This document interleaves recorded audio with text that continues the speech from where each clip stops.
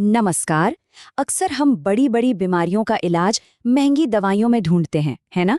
लेकिन क्या कभी सोचा है कि हमारी अपनी रसोई में ही एक ऐसी शक्तिशाली कुदरती औषधि छिपी हो सकती है? एक ऐसा सुनहरा अमृत जो कई परेशानियों का हल है। आज हम इसी के बारे में बात करने वाले हैं।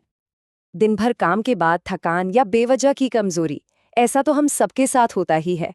या फिर जैसे ही मौसम बदलता है, गले में खराश और खांसी परेशान करने लगती है। ये कुछ बहुत ही आम सी लगने वाली दिक्कतें हैं, जिनसे लगभग हर कोई जूझता है। तो इन सब का कोई आसान और असरदार हल है क्या? जी हाँ, बिल्कुल है। और वो है शहद। शहद सिर्फ मिठास के लिए नहीं है, ये एक कमाल का कुदरती टॉनिक है जो शरीर को अंदर से ताकत देता है। चलिए जरा और गहराई से समझते हैं इसे।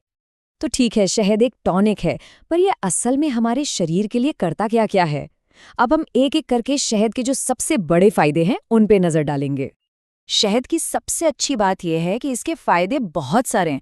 सबसे पहले तो ये एक इंस्टेंट एनर्जी बूस्टर है। फिर खांसी और गले के दर्द में तो ये मानो रामबाण है, आराम देता है। साथ ही हमारे डाइजेशन को सुधारता है, चेहरे पर एक नेचुरल ग्लो लाता है, और सबसे जरूरी, शरीर की बीमारियों से लड़ने की जो ताकत होती है ना, जिसे हम इम्यूनिटी कहते हैं, उसे भी मजबूत करता है। मतलब एक ही चीज में कितने सारे गुण। वैसे तो शहद हर मौसम में फायदेमंद है, लेकिन सर्दियों के मौसम में इसकी जरूरत और भी बढ़ जाती है।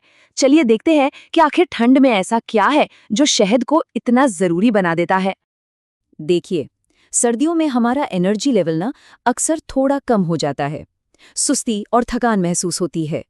शहद यहीं पर अपना काम करता है।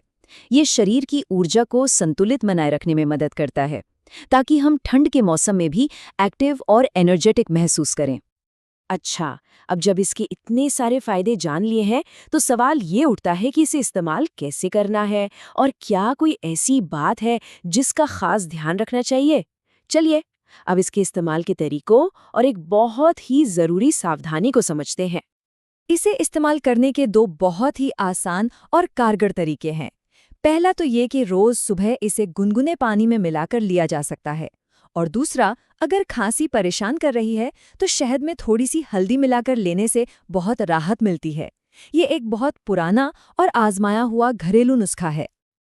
अब एक बहुत बहुत ज़रूरी बात, शहद को कभी भी उबलते हुए या बहुत ज़्यादा गर्म पानी में नहीं मिलाना चाहिए। ऐसा करने से इसके जो फायदेमंद तत्व है वो ख़त्म हो जाते हैं, और ये शरीर के लिए नुकसानदेह भी हो सकता है। तो हमेशा याद रखें, पानी या तो गुनगुना हो या फिर नॉर्मल टेम्परेचर पर। तो शहद के बारे में ये सब कुछ जानने के बाद एक सवाल मन में ज़रूर आता है।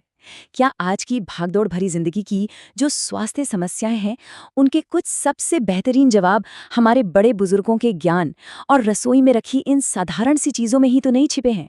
इस पर सोचिएगा जरूर।